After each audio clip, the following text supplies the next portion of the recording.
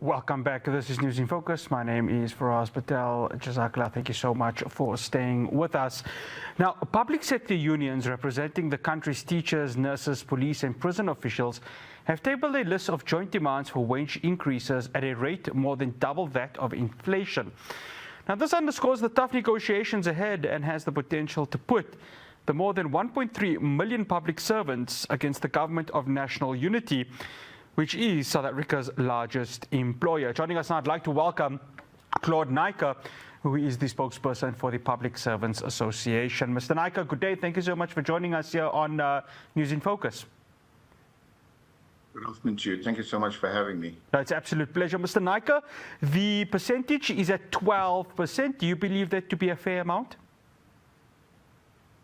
What generally happens with negotiations, it's normally our initial demand. And initial demand is based on proper research, not only from the union side. You must remember that when wage negotiations do start, both parties, that is the unions as well as the state, do their research.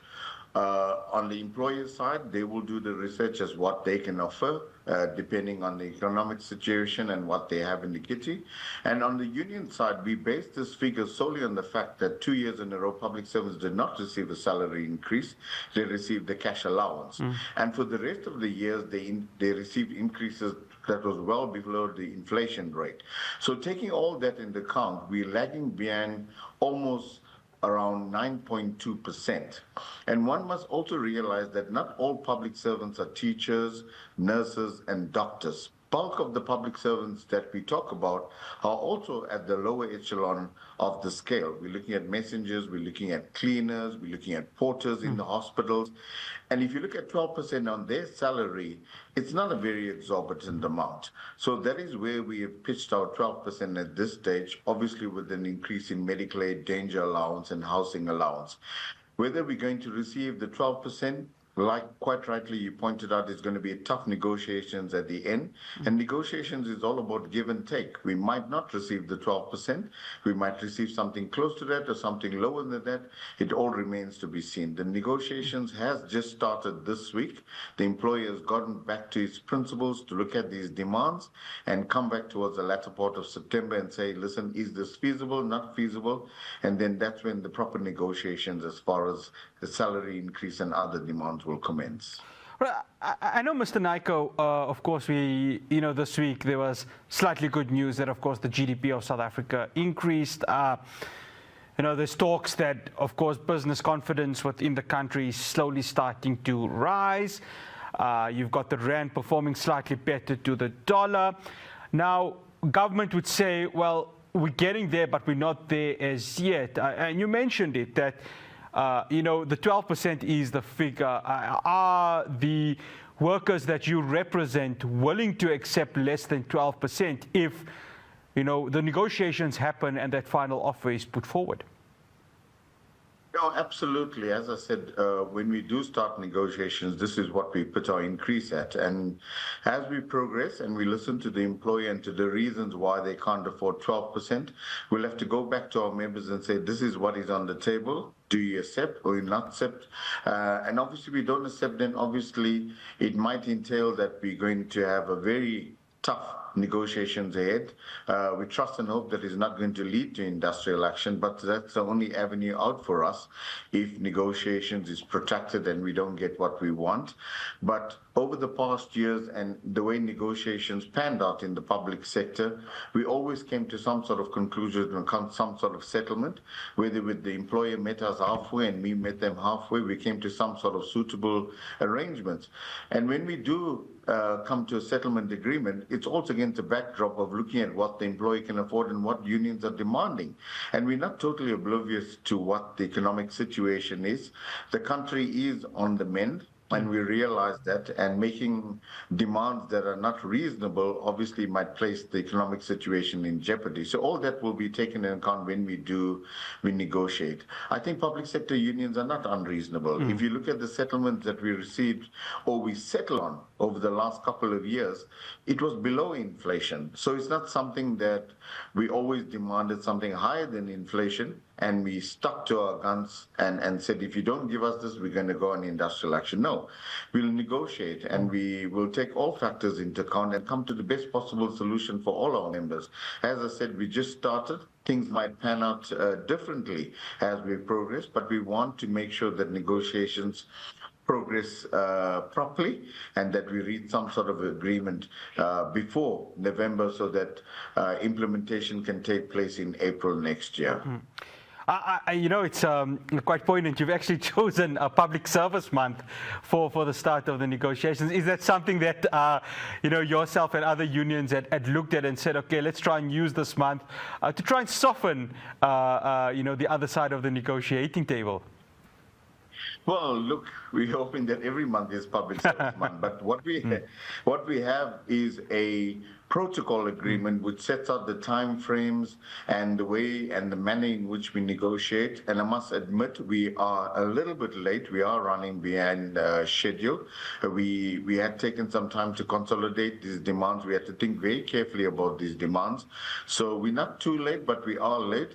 But hopefully that, as I said, it would not be protracted and we can come to some sort of settlement very soon. We don't want to go beyond next year or beyond Christmas, and then we find ourselves where we're having to back pay public servants and the tax implications, and then public servants don't see exactly what they're getting because of the tax implications. We like to conclude negotiations early so that come April, implementation takes place in April. Mr. Naiker, we did reach out to Minister Buthelezi, of course, who is the public service minister. Unfortunately, he's got a few things that he needs to do and, of course, commitments that he needs to attend to.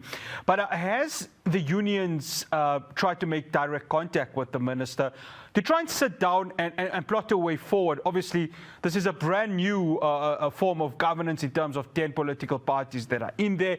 Of course, forming the government of national unity. You've got ministers that are now, of course, have never been in these portfolios before who are now occupying it. So has there been a reach from unions to government to try and sit down and plot a way forward for the more than 1.3 million public servants across the country? Fortunately, before we started with wage negotiation, the minister already invited us, and we had very healthy discussion. And he outlined the vision for the public service to all the organized labor. And one of the things that he highlighted was professionalization of the public service, which we've been advocating for some time. So those very positive talks, and we think that we might be able to, or not be able, but we are obviously going to meet him on the wage negotiation at some stage if it doesn't pan out the way that we hope it's going to pan out. We're hoping that it would not be that, because the state has its negotiators, and at no time we had to call on the minister to try and intervene. We have a bargaining chamber, which we have a lot of faith in that we will be able to reach a settlement. But if it comes to a situation where we have to call on the minister to do so, we would not hesitate. He's cordial and he's indicated that his door is open for us for negotiations. So I don't think that will be a problem. We're hoping that it won't come to that stage, and that we could reach a settlement with the state negotiators at this stage. You spoke about it, and I want to talk about, the professionalization. I mean, that's important, isn't it, Mr. Naiker, given that, we're in the 7th administration, the public service of this country is so important, and the number of 1.3 million, speaks highly of it. I mean, how important is this professionalization going to be? Because, bar obviously the negotiations that are happening, there are citizens of the country who serve in the public that really want this professionalization to happen, which could take South Africa to a next level in terms of service delivery and so forth. Absolutely. I think the misnomer is that public service was seen as a place where you could just go work and you guaranteed a job for life without any opportunities for growth. And I think that's where we're heading, to say that it must change. And in order for that to change, it must be an employer where people can see that there is not only benefits, but also that you are able to grow. And when you do grow, your service delivery improves to such an extent that it becomes a professional organization. And we've signed a chartered agreement a couple of years ago that indicate all parties are going to work very hard to make sure that the public service is professionalized. I think what we do is that we based the public sector on predominantly maybe two departments, which is Department of Home Affairs and the Motor Licensing Bureau. Because you see the long queues in these two departments, one tends to actually say, listen, we have lazy public servants, we have inefficient public servants. That's not true. If you really go back into this both departments and you ask yourself, why do we have long queues at Home Affairs? It's not because staff are not doing the work, it's the infrastructure that's not in place, the IT systems that are not in place. And if the IT system is not in place, employers are unable to deliver a professional service. At any given time where you find that the systems are up and running and everything is smooth, you don't find these queues at some of these departments because things run smoothly and there's people there to assist you on a professional level. We've been to some of the Home Affairs department and I tell you, you don't spend hours in the queue any longer simply because the IT system was up and running. Even at Motor Licensing Bureau, it's been punched up to a level where you can say, listen, yes, the service is definitely improving. And I think the public sector is not just Home Affairs and Motor Licensing Bureau. We have hospitals, we have Department of Employment and Labor, we have SARS, we have other government departments where a lot of good service has been taking place. And we don't give credit to these institutions when it's necessary. And that's why public servants have this attitude to say, but no matter what we do, we always tainted with a bad brush. And I think that needs to change. And I think professionalization of the public service is the right way to go. And we trust and hope that it's going to go into that way, that people will look up and say we have a very good public sector. Claude, one final question before I let you go. You of course said you guys are going to try and wrap this up by November, even by the start of I think the last thing the country wants is public servants going on a strike. You confident it wouldn't reach that stage? Very confident.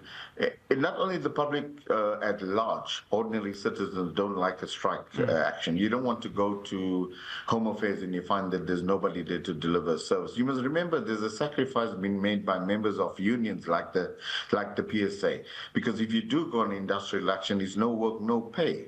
So at the end of the day, you're asking for 12%, and eventually you end up with getting 6%, and then you have 2 weeks, no work, no pay. Have you really gained anything at the end of the day? So we're optimistic that negotiations will reach a settlement with the employer. They are amenable to reaching a settlement as well. So we're very optimistic from our side. We might have some haggling and negotiating back and forth. We might threaten industrial action and whatever. We're hoping it doesn't get to that stage. But as the Public Servants Association, we're confident that we're going to reach a settlement. Claude, thank you so much for joining us here on News in Focus on Hilaal TV. Much appreciated. Thank you very much. That's Claude Naiker. He is the Public Servants Association spokesperson. Of course, 12%. Negotiations have started, but I think for the sake of the country's stability, we hope that these negotiations can be concluded. And then, of course, whatever amount is agreed between the unions and government, that they can find an amicable agreement with regards to that, so that the country can continue its growth towards positive recovery. That's what we want within this country. All good things are happening now. Strong rand to the dollar. We see the GDP, growing slightly. Some positivity. So we just hope that this negotiations that are happening can reach a good solution. After the break, I'll have more for you here on News in Focus.